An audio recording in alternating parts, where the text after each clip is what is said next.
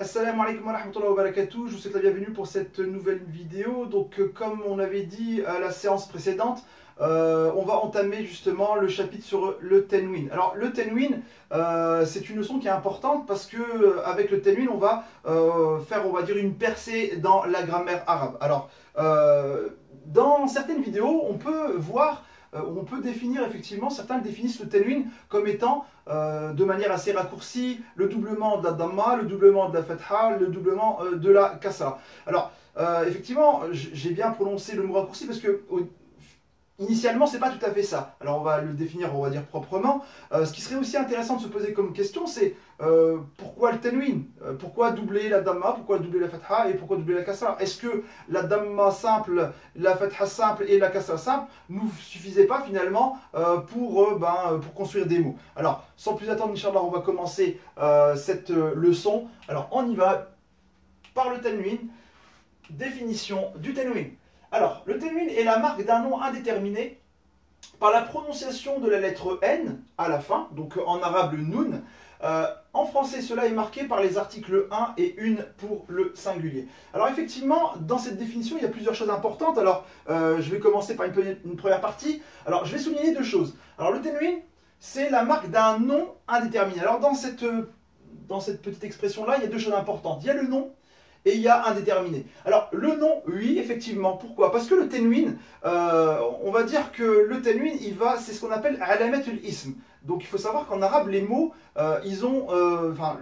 le mot, il a trois catégories possibles. C'est-à-dire, soit il est nom, donc le nom, hein, comme on peut trouver une chaise, une table, un balcon, une fenêtre. Il y a le verbe, donc, et il y a le harf, ce qu'on peut, entre guillemets, définir par une préposition, hein, à, de, dans, par, pour, sur, etc. etc. Donc, ces petites particules qui sont celles-là. Alors, quand je vais voir justement un tenwin dans un mot, et ben automatiquement, ce mot, c'est un nom. D'accord? Donc c'est pour ça qu'on l'appelle alamat ou l'ism. Ça va être un nom. Alors, si vous voulez, ce que je viens de dire, c'est pas à 100% vrai. Ça l'est à 99,99. Enfin, c'est comme vous voyez, enfin, les bidons d'eau de Javel, on voit souvent écrit 99,99% d'élimination des bactéries, etc., etc. Ben, ici, effectivement, pour le tenwin, c'est un peu la même chose. C'est-à-dire que c'est pas, on va dire, vrai à 100%. Il y a parfois, dans des écritures, je précise bien, de verbes où on a la présence d'un tenwin. Et donc, à partir de là, on ne peut pas dire que le verbe c'est un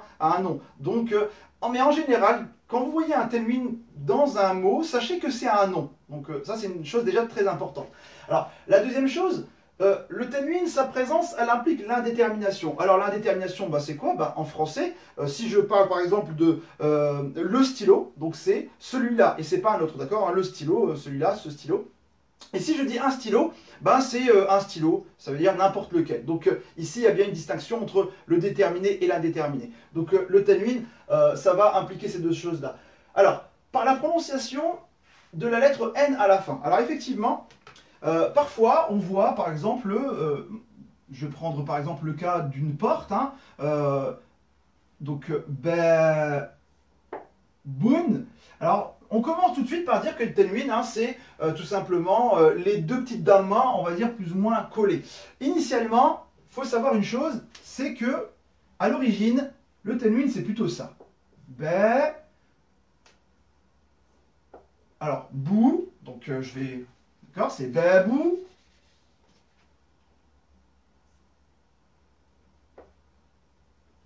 Plus un noun avec une soukoun. Et la contraction justement de ces deux-là va me donner baboun.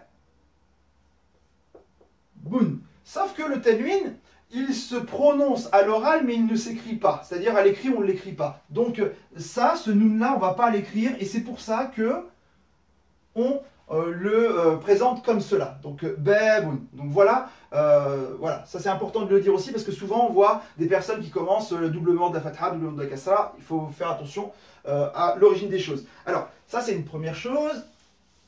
Alors je vais effacer tout ça. Donc en français, cela est marqué par les articles 1 et 1 pour le singulier, effectivement, hein, comme j'ai dit tout à l'heure, hein, un livre, le livre, c'est pas tout à fait la même chose. Alors, on va passer, si vous voulez bien, à la suite. Alors, on y va. je donne des exemples hein, ici. Donc en français, un livre, il sera indéterminé. Si je dis le livre, il sera déterminé. D'accord? Alors en arabe, qu'est-ce qu'on a? On a justement un livre. Alors ce qui est intéressant en arabe, et vous allez le voir tout de suite, c'est que l'indétermination, elle est déclinée en plusieurs formes. Effectivement, elle va être en damma, en fatha et en kasra. Alors on y va. Si je vais justement prendre la damma, je vais avoir la construction suivante, c'est-à-dire que pour construire le tenwin, pour construire pardon, le mot indéterminé, je vais prendre les deux damma et je vais les mettre toujours à la fin du mot, c'est-à-dire à la consonne, la dernière consonne du mot. Donc je prends kitab et je vais lui mettre une double damma ici et je vais avoir la chose suivante. Kitabun. Alors ça, c'est une première construction. Alors la deuxième possible, cette fois-ci on va le faire le tanwin avec la fatha et on va avoir kitab et avec la double fatha. Sauf que pour le cas de la fatha, on ajoute entre guillemets obligatoirement une barre comme ça, c'est ce qu'on appelle le alif orthographique. Alors on va justement voir la construction, ce que ça va donner. Ça va me donner la chose suivante, kitaben. Alors je vais faire une petite remarque, alors il y a une étoile qui est ici. Donc la remarque, c'est la suivante, c'est que le alif orthographique, il ne se prononce pas. C'est-à-dire que ce n'est pas une voyelle longue. Je ne vais pas dire kitaben, kitaben. Non, je vais dire kitaben. Donc je vais faire comme si en vérité c'était une courte. Donc il ne se prononce pas, à ne pas confondre avec le alif de la voyelle longue. Donc ça, c'est une précision importante. Alors, la troisième possibilité de construire justement un mot avec un tanwin, c'est la double kasra. Donc ici, kitab, et cette fois-ci je lui mets une double kasra ici, un in, donc je vais avoir au final kitabin. Donc voilà. Alors maintenant, ce qui est intéressant, c'est de voir un petit peu, en français, il n'y a pas 30 possibilités de construire un indéterminé, un livre pour l'indéterminé, le livre pour le déterminé. Et ça s'arrête là. En arabe, on a plusieurs façons. Alors pourquoi on a plusieurs façons? Alors on va le voir juste dans la partie qui va suivre. Mais là, je vais simplement faire un petit approfondissement sur le alif orthographique. Donc on passe, Inch'Allah, à la suite. Alors, on y va. Plus loin, nous verrons, Inch'Allah, que ce alif orthographique ne s'applique pas dans trois cas. Alors il y a trois cas, effectivement, où le alif orthographique, on ne va pas l'écrire. Donc on va mettre directement la double fatha sur la dernière consonne du mot sans mettre de barre. Donc ici, je l'élimine, hein, cette barre-là. Donc voilà. Alors dans quel cas on peut effectivement trouver ça? Alors ici, je ne vais pas approfondir dans le sens où je vais présenter, il y aura effectivement des chapitres dédiés par rapport à ça. Alors on y va, premier cas.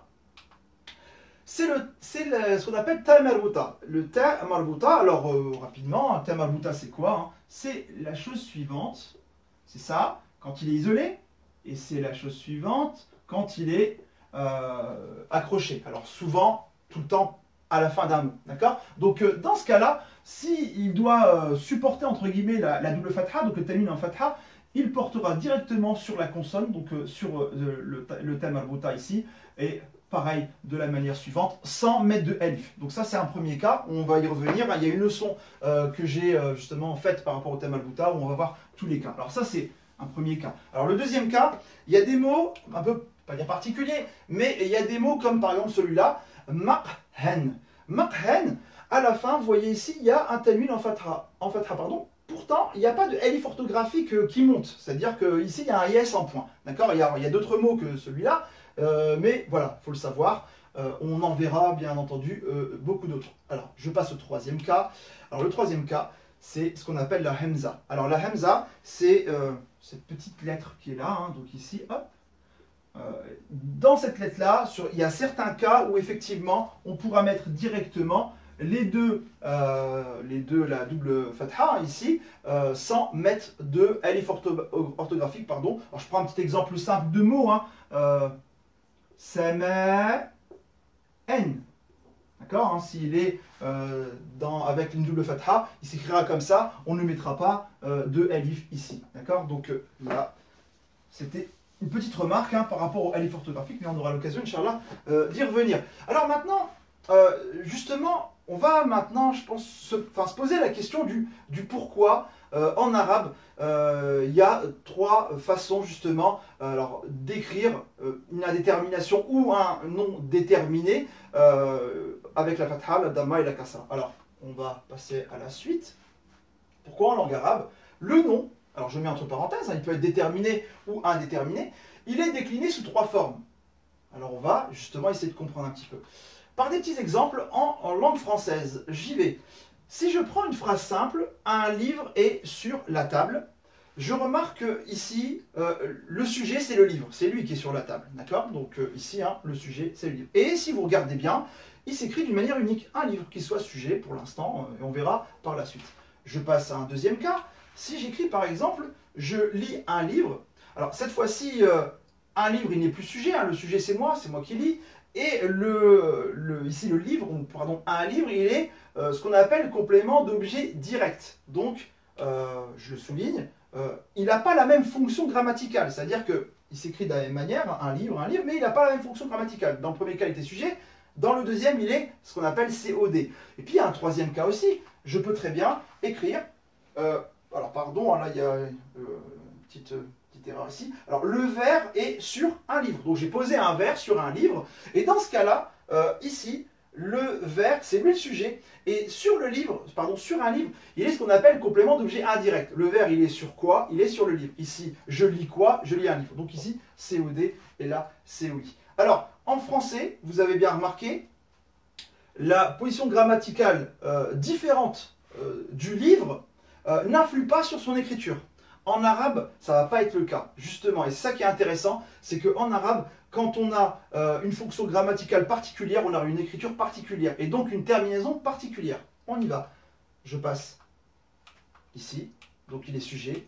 Et en arabe, si je dois traduire un livre est sur la table, je vais dire, alors je ne vais pas l'écrire parce que ce n'est pas trop l'objet de notre cours, je vais dire « Alel ma'idati kitabun ». Et vous voyez, j'ai utilisé kitabun. J'ai pas utilisé kitaben et j'ai pas utilisé kitabin. Non, j'utilise kitabun. Et si j'utilise les deux autres, je fais une faute grave de grammaire. Alors, je répète, alal ma'idati kitabun. Et donc, ici, on a un tanwin en damma. Et je vais dire que kitabun, il est marfou'. Alors, marfou', c'est pas la définition du sujet. Non. Marfou', c'est la caractéristique du sujet. C'est-à-dire que le sujet, il est tout le temps marfoua. Donc ici, il est tout le temps marfoua et on va dire l'indice, c'est la double damma qui est ici. Alors dans ce cas-là, en arabe, celui-là, il sera marfoua. Alors maintenant, je vais passer dans le cas où il est complément d'objet direct. On y va. Supposons que j'ai un COD, complément d'objet direct.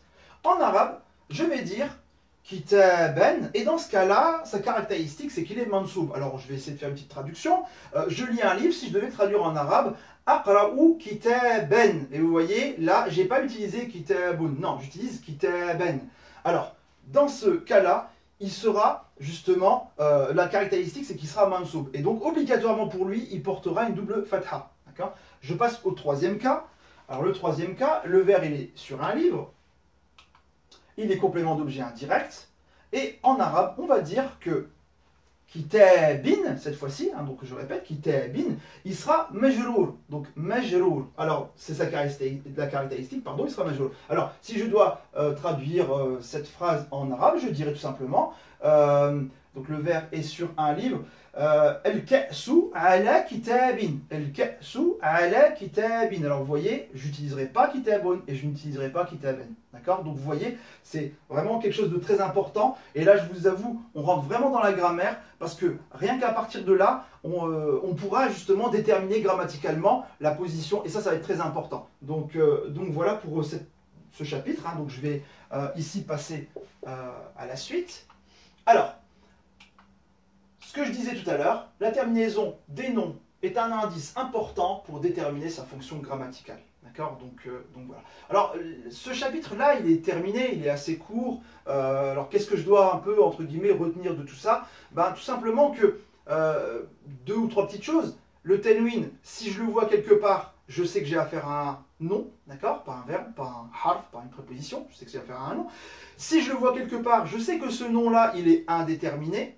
Et tout dépendra justement du tanwin, soit c'est une double fatha, soit c'est une double dhamma, soit c'est une double kasra. Je pourrai savoir sa position grammaticale dans la phrase. Donc vous voyez, rien qu'avec ce petit symbole à la fin d'un mot, c'est pour ça qu'en arabe, hein, c'est vrai que les petites harakettes qui changent de place, ça change le sens de la phrase, mais vraiment totalement. Donc ici, donc voilà ce qu'on a à retenir ici dans ce petit chapitre assez court. Sans plus tarder, je vais passer aux exercices. Comme d'habitude, exercice de la page 12, plusieurs exercices, notamment l'exercice numéro 2 où on vous demande pour chacun des mots suivants de mettre les 3 tanwins différents. Donc ça vous exerce un petit peu, premièrement, à écrire les mots, à les lier, et deuxièmement, à mettre l'ensemble des tanwins et voir les terminaisons. Donc vous avez un exemple ici, hein, donc je ne vais pas le refaire. Les exercices 3, 4 et 5, on poursuit un petit peu dans notre lancée de toujours raccorder les lettres ensemble avec des lettres différentes, etc. etc. Donc moi je vais m'arrêter ici. Je vous remercie de votre attention par rapport à cette vidéo. Inch'Allah, la fois prochaine, je ne sais pas quand, mais en tout cas assez rapidement, je ferai la correction de l'ensemble des exercices comme à mon habitude, et je mettrai aussi la fiche d'exercice sur ma page Facebook. Sur cela, je vous souhaite de passer une bonne journée, une bonne soirée. Barakallahu fikum, à la prochaine, Inch'Allah. Salam alaikum.